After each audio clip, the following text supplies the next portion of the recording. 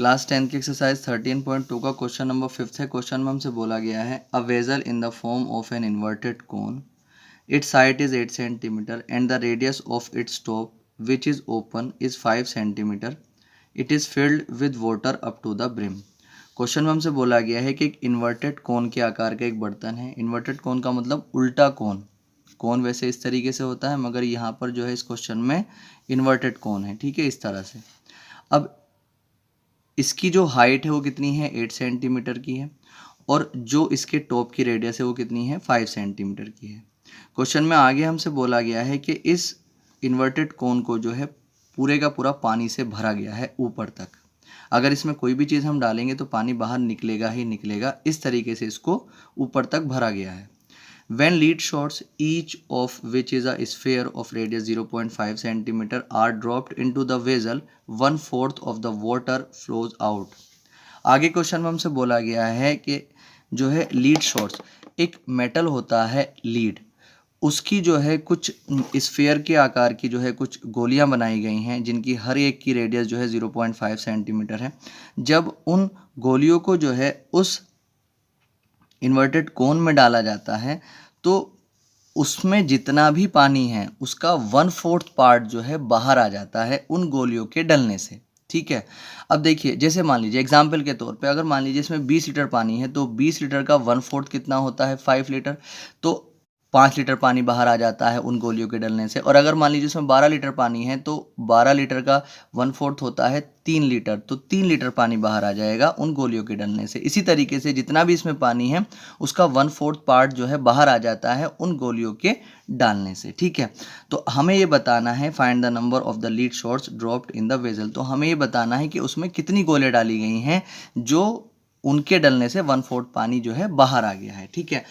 अब देखिए, एक चीज़ आप हमेशा ध्यान रखें कि अगर कभी भी कोई चीज़ किसी चीज़ में डाली जाती है, ठीक, और उसके डलने से कोई चीज़ बाहर आ जाती है, तो जिस चीज़ को डाला गया है उसका वॉल्यूम और जो चीज़ बाहर निकली है उसका वॉल्यूम आपस में इक्वल होता है। जैसे इसमें जो है ये गोलियां डाली गई हैं, कुछ गोलियां डाली गई हैं, और जब ये कुछ गोलियां डाली जाती हैं तो उससे जो है कुछ पानी बाहर आ जाता है। तो जो इन सारी की सारी गोलियों का वॉल्यूम होगा वो इक्वल होगा जो पानी बाहर आया है उसके वॉल्यूम के, ठीक है। तो हम क्या करेंगे, सबसे पहले इस पूरे का वॉल्यूम निकालेंगे। इस पूरे का वॉल्यूम निकालने के बाद इसका 1/4 पार्ट निकाल लेंगे। जो 1/4 पार्ट आएगा उतना पानी जो है बाहर निकलेगा। जब उतना पानी बाहर निकलेगा इट मीन्स जो उसमें गोलियां डाली गई हैं सारी की सारी, उन सब का भी जो है वॉल्यूम जो है उतना ही होगा जितना उस पानी का होगा, ठीक है। फिर हम एक गोली का वॉल्यूम और निकाल लेंगे, इसकी रेडियस दे रखी है उससे। फिर हम एक गोली के वॉल्यूम से जो टोटल वॉल्यूम आया है गोलियों का, कौन सा है गोलियों का वॉल्यूम, जो 1/4 पार्ट है इसका, ठीक है। तो उसको हम क्या कर देंगे, एक गोली के वॉल्यूम से डिवाइड कर देंगे और हमें आंसर मिल जाएगा, ठीक है। तो सबसे पहला काम हम क्या करेंगे, अब सबसे पहले हम इस इन्वर्टेड कोन का वॉल्यूम फाइंड करेंगे, ठीक है। यानी हम इसमें ये देखेंगे कि इसमें कितना पानी आएगा। जिसका जितना वॉल्यूम होता है उसमें उतनी ही चीज़ आ सकती है। तो हम पहले इस कोन का वॉल्यूम निकालेंगे। जब इस कोन का वॉल्यूम आ जाएगा तो हमें पता चल जाएगा इसमें कितना पानी है, ठीक है। तो चलिए इसका जो है सबसे पहले वॉल्यूम निकाल लेते हैं। 4 इन्वर्टेड कोन, इसकी जो हाइट है h वो कितनी है, 8 सेंटीमीटर। जो इसकी रेडियस है वो कितनी है, 5 सेंटीमीटर। तो वॉल्यूम ऑफ कोन, तो वॉल्यूम ऑफ कोन जब निकालेंगे तो कोन के वॉल्यूम का फॉर्मूला होता है 1/3 पाई r² h, ठीक। तो 1/3 को ऐसे रखेंगे, पाई को आप यहाँ पर ऐसे रखना, मल्टीप्लाई जो r है, r कितना है 5 के ऊपर पावर 2 मल्टीप्लाई h कितना है हमारे पास 8। तो 1/3 पाई को आप ऐसे रखें, 5 की पावर 2 का मतलब 25 और मल्टीप्लाई 8। जब हम 25 से 8 की मल्टीप्लाई करेंगे तो हमारे पास आ जाएगा 200।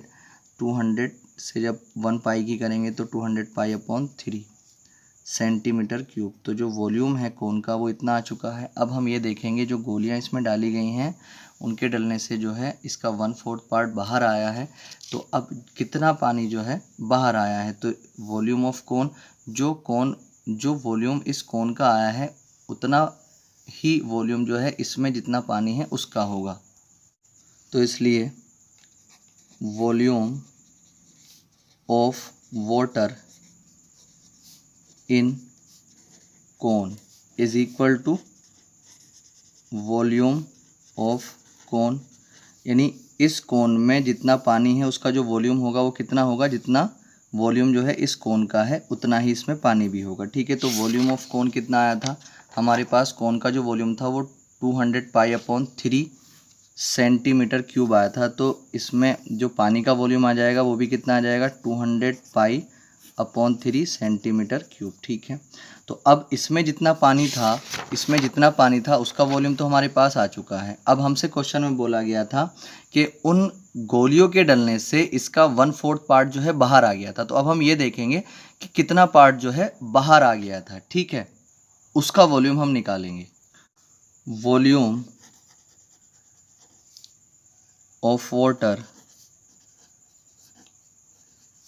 Flow out equal to volume of lead shots is equal to 1/4 part of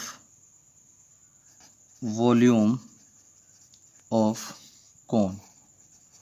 देखिए, जो पानी बाहर आया है उसका वॉल्यूम इक्वल होगा जो उसके अंदर जो लीड शॉट्स डाले गए हैं उनके वॉल्यूम के, जो कि कितना होगा, 1/4 होगा किसके, जो वॉल्यूम हमने निकाला है कोन का उसके 1/4 पार्ट की। ठीक है, तो हम यहाँ पर क्या करेंगे, इसका 1/4 पार्ट कर लेंगे। जब इसको 4 से काटेंगे तो ये कितना आ जाएगा, 50 पाई। तो यहाँ पर आ जाएगा 50 पाई और अपॉन 3 सेंटीमीटर क्यूब। ठीक है, तो पानी जो बाहर निकला था उसका वॉल्यूम कितना आया, 50 पाई/3 सेंटीमीटर क्यूब, और जितना वॉल्यूम उस पानी का होगा जो बाहर निकला था उतना ही वॉल्यूम उन सारी की सारी लीड शॉट्स का होगा जो उसमें डाली गई थी और जिनके डलने से पानी बाहर निकला था। तो अब अगर हम देखते हैं तो हमारे पास जो उसमें लीड शॉट्स डाली गई थी उनका टोटल वॉल्यूम हमारे पास है। ठीक है, तो volume of lead shots complete जितनी भी डाली गई थी उनका वॉल्यूम ही आ चुका है। अब हम क्या करेंगे, एक लीड शॉट्स का वॉल्यूम निकालेंगे और उससे इस वॉल्यूम को डिवाइड कर देंगे, हमारे पास नंबर्स ऑफ लीड शॉट्स आ जाएंगे। ठीक है, तो अब यहाँ पर बात करेंगे फॉर 1 लीड शॉट। जब एक लीड शॉट के लिए बात करोगे तो अब यहाँ पर देखते हैं जो उसकी रेडियस थी वो कितनी थी, 0.5 सेंटीमीटर। अब अगर इसका वॉल्यूम निकालता हूँ मैं, वॉल्यूम ऑफ 1 लीड शॉट, तो कितना आ जाएगा, स्फीयर की फॉर्म में थी तो इसका जो वॉल्यूम हो जाएगा 4/3 पाई आर क्यूब हो जाएगा। तो 4/3 पाई को ऐसे रखें, आर कितना है 0.5 के ऊपर पावर कितना आ जाएगा 3। ठीक है, तो यहाँ पर जब हम देखेंगे तो 4/3 पाई को आप ऐसे ही रख लें और 0.5 के ऊपर पावर 3 का मतलब हो जाएगा 0.125। जब हम 0.5 मल्टीप्लाई 0.5 और मल्टीप्लाई 0.5 करेंगे तो हमारे पास इतना आ जाएगा।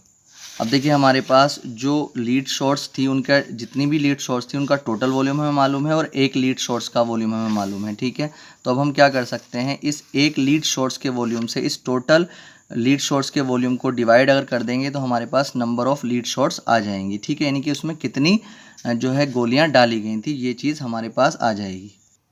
तो देखिए, volume of all lead shots कितना था, 50 पाई/3 centimetre cube. Volume of 1 lead shots कितना आया था, 4/3 पाई मल्टीप्लाई 0.125 सेंटीमीटर क्यूब। हमें नंबर ऑफ लीड शॉट्स निकालने हैं तो हम क्या करेंगे, इन जो सारी की सारी जो लीड शॉट्स हैं उनके वॉल्यूम को हम एक लीड शॉट का जो वॉल्यूम है उससे क्या कर देंगे, डिवाइड कर देंगे, हमारे पास उसके नंबर आ जाएंगे। देखिए, पाई से पाई ख़त्म, 3 से 3 ख़त्म।